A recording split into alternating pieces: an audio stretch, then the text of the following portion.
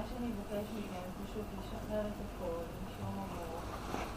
התהליך שלי הוא בתהליך של תקשור עם נשמות, לנשמה יש מחלה שממנה היא נפטרה, יש חודשים שקשורים לאותו בן אדם שנמצא פה, ובתהליך של תקשור אני אקבל את השם של אותו בן אדם או של הבן אדם שיושב פה, אני אקבל את המחלה או של מחלה של אותו בן אדם.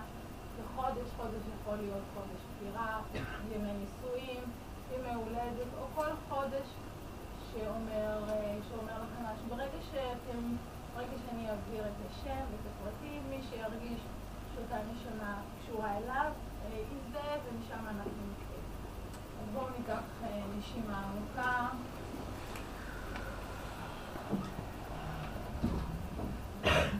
אני מקבלת את השם אברהם או אבי, אני מקבלת חודש דצמבר, אני מקבלת בעיות עם הלב, ויש משהו שקשור לכליות. יש משהו שקשור לכליות. אני לא יודעת אם אותו בן אדם סבל מהכליות או שהאדם שנמצא פה סובל מהכליות.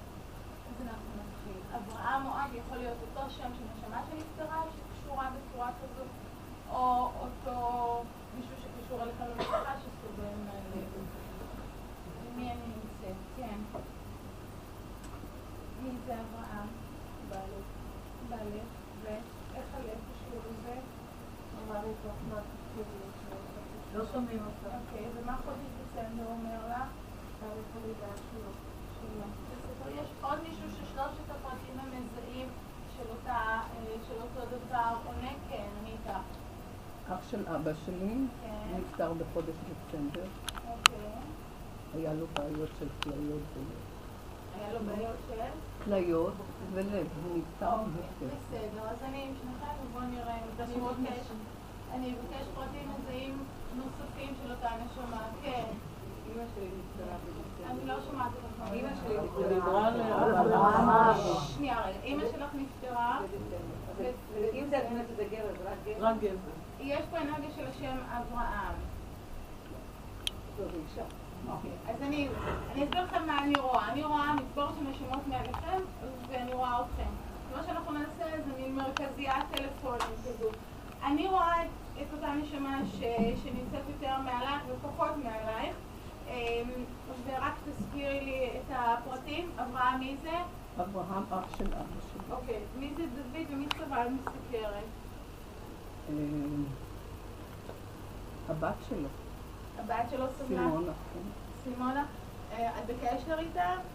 כן, אני בקשר איתה מדי פעם, לא קרוב. אז אני עם אברהם, והוא מבקש שתרימי אליה טלפון, הוא אומר שיש תחושה שהמצב הבריאותי שלה, תנשמי, אוקיי? יש תחושה שהמצב הבריאותי שלה הוא בעייתי, הוא מבקש שתשמרי עליה בשבילו, בסדר? הוא מדבר איתי גם על משהו שקשור לגרון.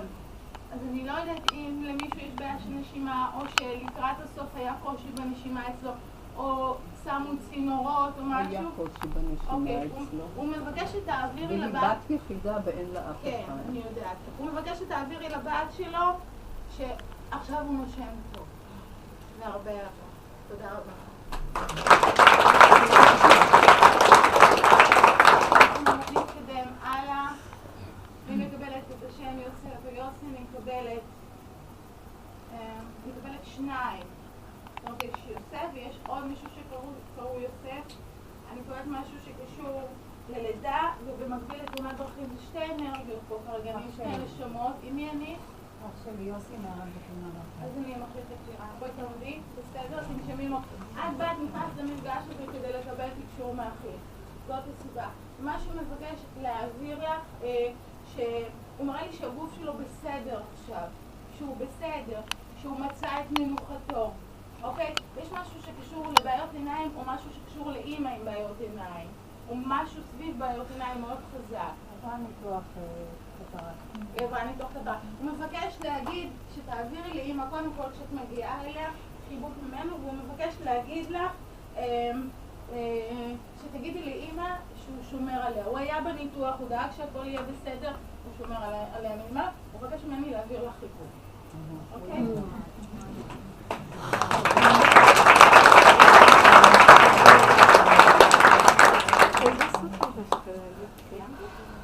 לא, טוב, בואו ניקח נשימה עמוקה.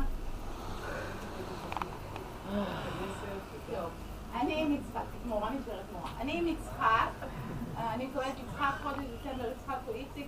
יש משהו שקשור לגירושים ובעיות בלב, תחושה שהבת נמצאת. כן, תראי לי, מומי. אני לא שומעת אותך. אבי יצחק מאבי דצמבר. כן. אני לא שומעת אותך. אין סיבה, אני שומעת אותם יותר מדי. תרימי, תקומי, דברי. כן. אבי נולד בדצמבר, נפטר לפני 11 שנה, קוראים לו יצחק. אוקיי. מה הסיפור עם גירושים, פרידה, ניתוק? רצה להתגרש מאמא שלו. ומה? לא יצא מזה. אוקיי. אז קודם כל, את נמצאת פה כי אבא רוצה לדבר איתך. כל אחד נמצא פה כי מישהו רוצה לדבר איתו. מה שהוא מבקש, אני רוצה לשאול שאלה, איך את בקטעים של זוגיות? אוקיי. מה שהוא מבקש להגיד לך ומה שהוא מצווה לך בתקשור ולשם כך הוא הגיע, שהוא דורש שתשמרי ושתהי מאושרת. זאת אומרת, מה שהוא לא היה בנישואים שלו וכל מה שהוא רצה לעשות, הוא פשוט הצוואה שלו אלייך, המסר שלו אלייך, ותדאגי להיות מאושרת. אוקיי? חיבוק ממני. ביי.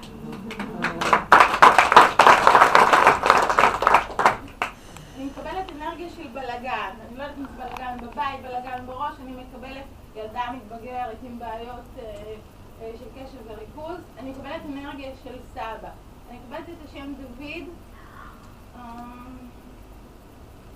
כן. סבא דוד, ילדה מתבגרת. ילדה באמת מתבגרת מכל הרבה שנים. אוקיי. שהיא, הוא הסבא. שנייה רגע, כן. הנכד שלי. יש פה כמה דוידים דרך אגב, אני פשוט צריכה להתכוונן, כן. הנכד שלי עם בעיות קשב וסבא שלו דוד. אוקיי. מה חודש אוגוסט אומר? מה חודש אוגוסט אומר למישהו מכם? אוגוסט 8. לא אני איתך מעניין, אני עם סבא שלה. אוקיי?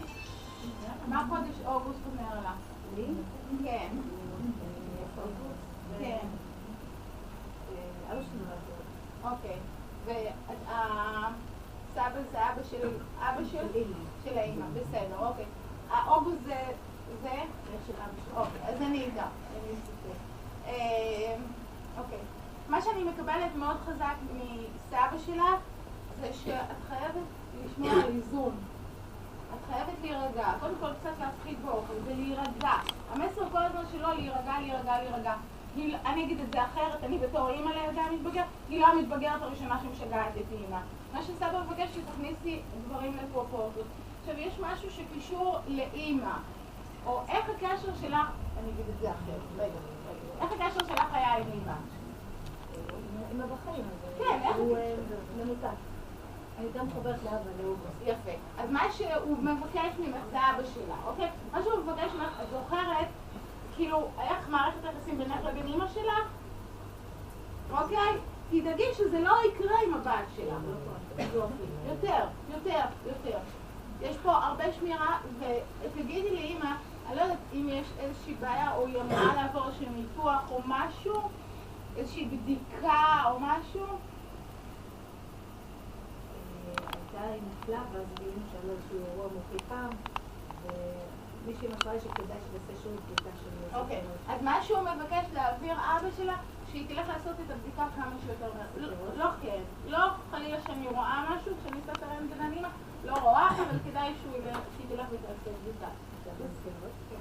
בסדר? וקצת תירגע. תודה רבה.